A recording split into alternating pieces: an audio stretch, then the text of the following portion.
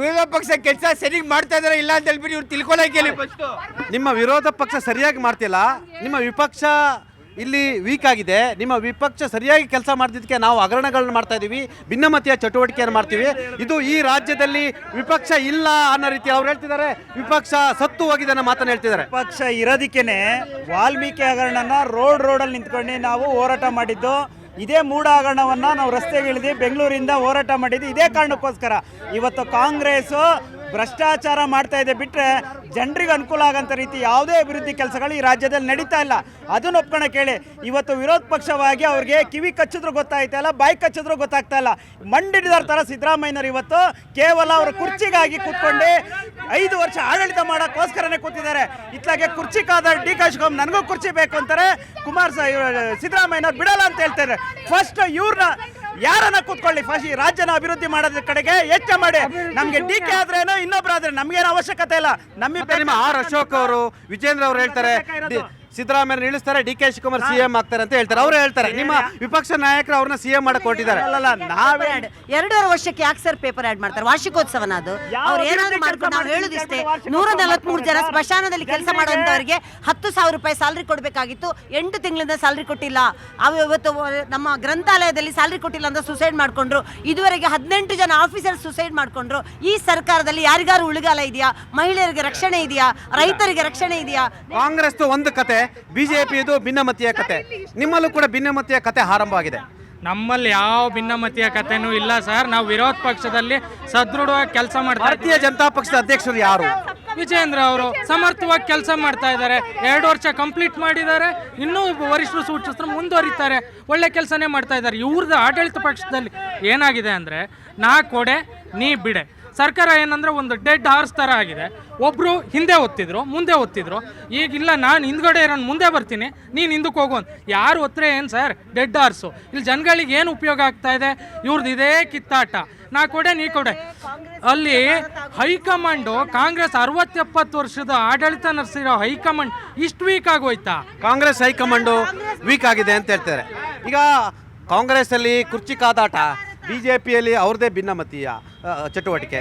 ಒಟ್ಟಾರೆ ಈ ರಾಜ್ಯದಲ್ಲಿ ನಡೀತಿರತಕ್ಕಂಥ ಡ್ರಾಮಾ ಬಗ್ಗೆ ಆಮ್ ಆದ್ಮಿ ಪಾರ್ಟಿ ಏನು ಹೇಳುತ್ತೆ? ಸರ್, ನಮ್ಮ ಪ್ರಕಾರ ಈ ಭಿನ್ನಾಭಿಪ್ರಾಯಗಳೆಲ್ಲ ಹೋಗ್ಬೇಕಂದ್ರೆ ಒಂದೇ ಒಂದು ಸೊಲ್ಯೂಷನು. ಡಿ ಕೆ ಶಿವಕುಮಾರ್ ಅವ್ರ ಪಾಪ ಕಷ್ಟ ಬಿಟ್ಟು ಬೆವರು ಸುರಿಸಿ ರಕ್ತ ಕೊಟ್ಟು ಒಂದು ಮನೆ ಕಟ್ಟಿದ್ದಾರೆ. ಅದ್ರ ಬಾಡಿಗೆಗೆ ಅಂತ ಸಿದ್ದರಾಮಯ್ಯ ಅವ್ರು ಕೊಟ್ಟಿದ್ರು. ಅವ್ರು 2.5 ವರ್ಷ ಆದಮೇಲೆ ಬಾಡಿಗೆ ಮನೆ ಬಿಟ್ಕೊಡ್ಬೇಕು. ಅದು ಬಿಟ್ಬಿಟ್ಟು ಮನೆನೇ ನಂದು ಅಂತ ಯೋಚನೆ ಮಾಡ್ಕೊಂಡ್ರೆ ಯಾವ ಥರ ಸಿದ್ದರಾಮಯ್ಯ ಅವರು ಅಂತ ನಮ್ಗೆ ಅರ್ಥ ಆಗ್ತಾ ಇಲ್ಲ. ಯೋಚನೆ ಮಾಡಿ, ಸ್ವಲ್ಪ ದೊಡ್ಡ ಮನಸ್ಸು ಮಾಡಿ ಸರ್. ನೀವು 7.5 ವರ್ಷ ಸರ್ಕಾರ ನಡೆಸಿದ್ದೀರಾ. ಒಂದ್ಸತಿ ಡಿ ಕೆ ಶಿವಕುಮಾರ್ ಅವ್ರಿಗೂ ಬಿಡಿ, ಅವರು ನೋಡಿ ಆಮ್ ಆದ್ಮಿ ಪಾರ್ಟಿ ಕರುಣೆ ತೋರಿಸ್ತಿದ್ದಾರೆ ಡಿ ಕೆ ಶಿವಕುಮಾರ್ ಮುಖ್ಯಮಂತ್ರಿ ಆಗಬೇಕು ಅಂತ. ಆಗ್ತಾರೆ ಸರ್, ಮುಂದಿನ ದಿನ ಹಾಗೆ ಆಗ್ತಾರೆ. 138 ಶಾಸಕರಿದ್ದಾರೆ, ಅವ್ರಿಗೊಂದು ಅವಕಾಶ ಇದೆ, ಹಾಗೆ ಆಗ್ತಾರೆ. ಹೈಕಮಾಂಡ್ ಅವ್ರ ಮೇಲೆ ಗೌರವ ಇಟ್ಕೊಂಡಿದ್ದಾರೆ, ಕಾರ್ಯಕರ್ತರು ಪರವಾಗಿದ್ದಾರೆ, ಹಾಗೆ ಆಗ್ತಾರೆ ಸರ್ ಮುಂದಕ್ಕೆ. ಆಮ್ ಆದ್ಮಿಯಲ್ಲ ಸರ್, ವಿರೋಧ ಪಕ್ಷದ ನಾಯಕರೇ ಹೇಳ್ತಿದ್ದಾರೆ. ಆರ್ ಅಶೋಕ್ ಅವರು ಡಿ ಕೆ ಶಿವಕುಮಾರ್ ಅವರು ಸಿಎಂ ಆಗಬೇಕು ಅಂತ. ಯಾಕೆ ಅಂದ್ರೆ ಒಬ್ಬ ಕಟ್ಟ ಕಡೆಯ ಕಾರ್ಯಕರ್ತ NSU ನಾಯಕನಾಗಿ ಬೆಳೆದು ಯೂತ್ ಕಾಂಗ್ರೆಸ್ ಅಲ್ಲಿ ಬೆಳೆದಿ ಕಾಂಗ್ರೆಸ್ನ ಕಟ್ಟಿ ಇವತ್ತು ಪರಿಶ್ರಮದಿಂದ ಕಾಂಗ್ರೆಸ್ನ ಅಧಿಕಾರಕ್ಕೆ ತಂದಿದ್ದಾರೆ. ಅವರು ಯಾರೋ ಈಗ ಏನ್ ಹೇಳ್ತಾರಲ್ಲ, ಕುದುರೆ ವ್ಯಾಪಾರ ಮಾಡಿ ಈ ಬಿಜೆಪಿ ಅವ್ರ ಅಧಿಕಾರಕ್ಕೆ ಬರ್ತಾರಲ್ಲ, ಆ ತರ ಬೇರೆ ಪಾರ್ಟಿಯಿಂದ ಬಂದು ಅವರು ಸಿಎಂ ಆಗ್ಬೇಕು ಅಂತ ಕೇಳ್ತಾ ಇಲ್ಲ. ಯಾಕೆ ಅವ್ರ ಪಾಪ ಅವ್ರ ಪರವಾಗಿ ಯಾಕೆ ಮಲ್ಲಿಕಾರ್ಜುನ್ ಖರ್ಗೆ ಮನೆಗೆ ಎಡತಾಕ್ತಾರೆ? ಅವ್ರ ಸಿಎಂ ಮಾಡಿ ಅಂತ ಹೇಳ್ತಿದ್ದಾರೆ. ನೋಡಿ, BJP ಅವರಿಗೆ ಕರ್ನಾಟಕದಲ್ಲಿ ಆಗುವಂಥ ಏನು ಸಣ್ಣ ಪುಟ್ಟ ವ್ಯತ್ಯಾಸಗಳು ಮಾತ್ರ ಕಾಣ್ತಾ ಇದೆ. ಡೆಲ್ಲಿನಲ್ಲಿ ಬಾಂಬ್ ಬ್ಲಾಸ್ಟ್ ಆಗುತ್ತೆ, ಜಮ್ಮು ಕಾಶ್ಮೀರಲ್ಲಿ ಬ್ಲಾಸ್ಟ್ ಆಗುತ್ತೆ. ಡೆಲ್ಲಿ ಏನಂತಾರೆ ಪೊಲ್ಯೂಷನಲ್ಲಿ ಪೂರ್ತಿ ಏನಂತಾರೆ ಮುಳುಗೋಗ್ಬಿಟ್ಟಿದೆ, ಉಸಿರಾಡೋಕ್ಕಾಗ್ತಾ ಇಲ್ಲ. ಗುಜರಾತ್ ಮಾಡಲ್ ಅಂತ ಏನೇನು ಬಂಡಲ್ ಮಾಡಲ್ ಹೇಳಿದ್ರಲ್ಲ, ಅಲ್ಲಿ ಯಾವ ಮಾಡಲ್ಗಳು ಇಲ್ಲ, ಮತ್ತೊಂದು ಇಲ್ಲ. ಕರ್ನಾಟಕ ಏನಿದೆಯಲ್ಲ, ನಾರ್ತ್ ಕರ್ನಾಟಕದ ರಾಜ್ಯಗಳನ್ನು ನೋಡಿದರೆ ಕರ್ನಾಟಕ, ತಮಿಳುನಾಡು, ಕೇರಳ ಇವೆಲ್ಲ ಅತ್ಯಂತ ಏನಂತಾರೆ ಸಮೃದ್ಧವಾದಂಥ ರಾಜ್ಯಗಳಾಗಿದ್ದಾವೆ. ಬಿಹಾರ ಚುನಾವಣೆಯ ಸೋಲು ಕಾಂಗ್ರೆಸ್ ಅನ್ನ ಎಲ್ಲೊಂದ್ ಕಡೆ ಅಧೈರ್ಯ ಮಾಡಿದ್ಯಾ? ಒಂದು ಕಾಲದಲ್ಲಿ ಕಾಂಗ್ರೆಸ್ ಆಡಳಿತ ರಾಜ್ಯಗಳನ್ನ ಕಾಂಗ್ರೆಸ್ ಹೈಕಮಾಂಡ್ ಮುನ್ಸಿಪಾಲಿಟಿ ಆಡಳಿತ ರೀತಿ ನೋಡ್ತಿತ್ತು. ಮುನ್ಸಿಪಾಲಿಟಿ ಅಧ್ಯಕ್ಷರನ್ನ ತೆಗೆದುಹಾಕದಂತೆ, ವಜಾ ಮಾಡಿದಂತೆ, ಬದಲಾವಣೆ ಮಾಡಿದಂತೆ ಮಾಡ್ತಿತ್ತು. ಇವತ್ತು ಅಂತ ಕಾಂಗ್ರೆಸ್ ವೀಕ್ ಆಗಿದೆಯಾ? ನೋಡಿ, ಕಾಂಗ್ರೆಸ್ ವೀಕ್ ಆಗಿದೆ. ಯಾಕೆ ಅಂದರೆ ಸಿದ್ದರಾಮಯ್ಯನವ್ರು CM ಆಗಬೇಕಾ, ಡಿ ಕೆ ಶಿವಕುಮಾರ್ CM ಆಗಬೇಕಾ? ಹಗ್ಗ ಜಗ್ಗಾಟದಲ್ಲಿ ರಾಜ್ಯದ ಜನರನ್ನು ಬಡವರು ಮಾಡ್ತಾ ಇದ್ದಾರೆ. ಅಂದರೆ ರಾಗಿ ಖರೀದಿ ಕೇಂದ್ರಗಳನ್ನು ಸ್ಟಾರ್ಟ್ ಮಾಡಿಲ್ಲ, ಮೆಕ್ಕೆಜೋಳ ಖರೀದಿ ಕೇಂದ್ರಗಳನ್ನು ಸ್ಟಾರ್ಟ್ ಮಾಡಿಲ್ಲ, ರೈತರಿಗೆ ಬಿತ್ತನೆ ಬೀಜಗಳು ಸರಿಯಾಗಿ ಕೊಟ್ಟಿಲ್ಲ. ಹೋಗಲಿ, ಮಕ್ಕಳಿಗೆ ಶೂಗಳನ್ನು ಕೊಟ್ರ ಅದು ಕೊಡ್ತಾ ಇಲ್ಲ. ಈ ನವೆಂಬರ್ ಮೆಕ್ಕೆಜೋಳ ಆಮದನ್ನು ಕೂಡ ಕೇಂದ್ರ ಸರ್ಕಾರ ನಿಲ್ಲಿಸಬೇಕು. ಎರಡೂ ಪಕ್ಷಗಳು ಒಂದೇ ನಾಣ್ಯದ ಮುಖಗಳು. ಎರಡೂ ಪಕ್ಷಗಳು ನಮ್ಮ ದೇಶದ ಜನರನ್ನ ಮಕ್ಮಲ್ ಟೋಪಿ ಹಾಕ್ತಾ ಇದ್ದಾರೆ. ನಾನೊಂದು ಹೇಳ್ತಾ ಇದ್ದೀನಿ, ಇಲ್ಲಿ ಎರಡು ರೀತಿಯ ದರೋಡೆಕೋರರು ಬಂದಿದ್ದಾರೆ. ಯಾರಂದ್ರೆ ಒಬ್ರು ಲೂಟಿ ಮಾಡ್ತಾವ್ರೆ, 7 ಕೋಟಿ ಹೊಡೆದ್ರಲ್ಲ ಆ ದರೋಡೆಕೋರರು, ATM ಲೂಟಿ ಮಾಡ್ತಾವ್ರೆ, ಮತ್ತೆ ಹಣ ಲೂಟಿ ಮಾಡ್ತಾರೆ ದರೋಡೆಕೋರರು.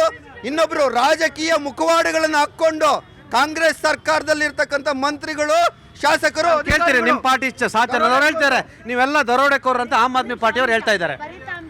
ಸರ್ ಅವ್ರಿಗೆ ಏನು ಗೊತ್ತಾ ಸರ್, ಆಮ್ ಆದ್ಮಿ ಅವರು ದೇಶದಲ್ಲಿ ಎಲ್ಲೂ ಇಲ್ವಲ್ಲ ಸರ್, ಕನ್ಫ್ಯೂಸ್ ಆಗೋಗಿದ್ದಾರೆ.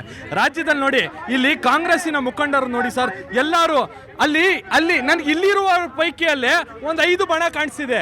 ಒಬ್ಬೊಬ್ರು ಒಂದೊಂದು ರೀತಿ ಒಬ್ಬೊಬ್ರು ಪರ ಮಾತಾಡ್ತಾರೆ. ಈಗ ಕಾಂಗ್ರೆಸ್ಸಿನ ವಕ್ತಾರು ಏನ ಹೇಳಿದ್ರು ಆಗ್ಲೇ, ಮುಖ್ಯಮಂತ್ರಿ DK ಶಿವಕುಮಾರ್ ಆಗ್ತಾರೆ. ಸ್ವಾಮಿ, ಮುಖ್ಯಮಂತ್ರಿ ಆಗ್ಬೇಕು ಅಂದ್ರೆ ಸಿದ್ದರಾಮಯ್ಯ ಅವ್ರು ಬಿಟ್ಕೊಡ್ಬೇಕಲ್ವಾ?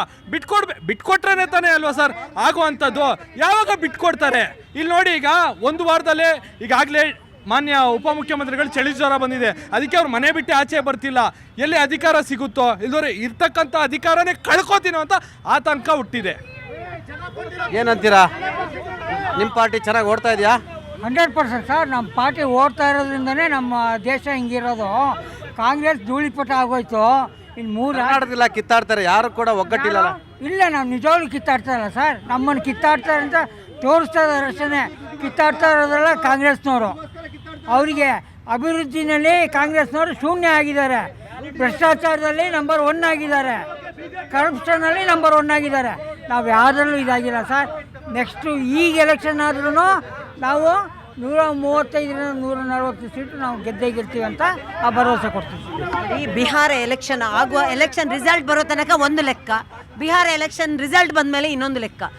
ಓಟ್ ಚೋರಿ ಅಂತ ಹೇಳಿದ್ರು, 40% ಅಂತೇಳಿ ಅಧಿಕಾರಕ್ಕೆ ಬಂದ್ರಲ್ಲ, ಅದೇ ಥರ. ನಾನು ಈ ವಾಹಿನಿ ಮುಖಾಂತರ ರಾಹುಲ್ ಗಾಂಧಿ ಅವರಿಗೆ ಕೇಳ್ಕೊಳ್ಳೋದಿಷ್ಟೇ, ಓಟ್ ಚೋರಿ ಆಗಿದ್ದೇ ಹೌದಾದರೆ ಎಲ್ಲಿ ಆಯಿತು? ಸುಪ್ರೀಂ ಕೋರ್ಟ್ ಹೇಳಿದಂಗೆ ಪಾರ್ಟ್ ನಂಬರ್ ಏನು, ಬೂತ್ ನಂಬರ್ ಏನು, ಮತಗಟ್ಟೆ ಏನು, ಜಿಲ್ಲೆ ಏನು, ಪ್ರತಿಯೊಂದು ಡೀಟೇಲ್ನ ಫಾರ್ಮೇಟಲ್ಲಿ ಸುಪ್ರೀಂ ಕೋರ್ಟ್ಗೆ ದಯವಿಟ್ಟು ಸಬ್ಮಿಟ್ ಮಾಡಿ. ಪದೇ ಓಟ್ ಚೋರಿ ಅಂತ ಹೇಳಬೇಡಿ.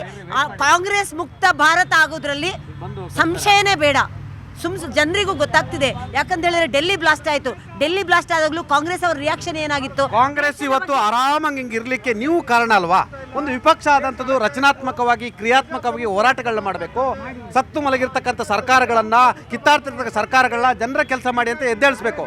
ನಿಮ್ಮಲ್ಲೂ ಕೂಡ ಭಿನ್ನಮತೀಯ ಚಟುವಟಿಕೆ ಇರ್ತಕ್ಕಂಥದ್ದು. ಇವತ್ತು ಕೂಡ ವಿಜೇಂದ್ರ ಅವರೇ ಅಧ್ಯಕ್ಷ ಅಂತ ಯಾರೂ ಕೂಡ ನಾಯಕರಿಗೆ ಹೇಳ್ತಾ ಇಲ್ಲ. ಯಾಕಂತ ಹೇಳಿದ್ರೆ ಪಾಪ ಅವ್ರದ್ದು 2 ವರ್ಷ ಕಂಪ್ಲೀಟ್ ಆಯಿತು. ಇನ್ನು 1 ವರ್ಷ ಮುಂದುವರೆಗೆ ಅವರು ಹೈಕಮಾಂಡ್ ಎಡತಾಕುವಂಥ ಪರಿಸ್ಥಿತಿ ಬಂದಿರತಕ್ಕಂಥದ್ದು. ಈ ಹೈಕಮಾಂಡ್ ಅನ್ನುವಂಥದ್ದು ಇದೇ ರೀತಿನ ರಾಜ್ಯದ ನಾಯಕರುಗಳಲ್ಲೇ 2 ಟೀಮ್ ಮಾಡಿ ಎಲ್ಲೊಂದು ಕಡೆ ಆಟ ಹಚ್ಚಲಿಕ್ಕೆ ಬಿಡ್ತಾವ? ಇಲ್ಲ ನೋಡಿ ಸರ್, ಸಂಘಟನೆ ಜವಾಬ್ದಾರಿ ಏನಿದೆ ವಿಜಯೇಂದ್ರ ಅವ್ರಿಗೆ ವಹಿಸಿ ಆಲ್ರೆಡಿ 2 ವರ್ಷ ಮುಗಿದಿದೆ. ಈಗ ಅದೊಂದು ಅವಧಿ ಅಂತ ಇರುತ್ತೆ, ಅವಧಿ ಮುಂದುವರಿಕೋ ಬೇಡ ಅನ್ನೋದು ಅದು ಹೈಕಮಾಂಡ್ ಮತ್ತೆ ಪಕ್ಷ. ನಾನು ಹೇಳ್ತಿರೋದು, ಒಬ್ಬ ಅಧ್ಯಕ್ಷರ ಅವಧಿ 3 ವರ್ಷ ಆಗಿಲ್ಲ, 2 ವರ್ಷಕ್ಕೆ ಅವ್ರಿಗೆ ಭಿನ್ನಮತೀಯ ಚಟುವಟಿಕೆ ಆರಂಭ ಆಗಿದೆ. ನೋಡಿ, ಈ ಒಂದು ವಿಚಾರದಲ್ಲಿ ಯಾವುದೇ ಭಿನ್ನಮತೀಯ ಚಟುವಟಿಕೆ ಇಲ್ಲಿವರೆಗೂ ನಡೆದಿಲ್ಲ, ಮುಂದೆ ಏನು ನಡೆಯಲ್ಲ. ಯಾಕೆ ಅಂದ್ರೆ ನಮ್ಮ ಹೈಕಮಾಂಡ್ ಅಂದ್ರೆ ತುಂಬಾ ಸ್ಟ್ರಾಂಗು. ಇವತ್ತು ರಾಜ್ಯದ ವಿಚಾರವಾಗಿ ಮಾತಾಡೋದಾದ್ರೆ ರಾಜ್ಯದಲ್ಲಿ ನಾನು ಹೇಳ್ತೀನಿ, ನನ್ನ ಪ್ರಶ್ನೆಗೆ ಇರುತ್ತೆ, ನೀವು ಬಿಜೆಪಿಲಿ ಆಗಿರ್ತಕ್ಕ ಭಿನ್ನಮತೀಯ ಚಟುವಟಿಕೆಗಳ ಬಗ್ಗೆ ಹಾಗೆ ಅಲ್ವಲ್ಲ, ನೀವು ಆಗಿದ್ರೆ ನೀವು ಹೇಳ್ಬೇಕಲ್ವಾ? ಆಗಿರ್ತಕ್ಕಂಥ ಎಕ್ಸ್ಪ್ಲೈನ್ ಮಾಡಿದೀವಿ. Party is the decision, ultimate party ಇರುತ್ತೆ. ಯಾರು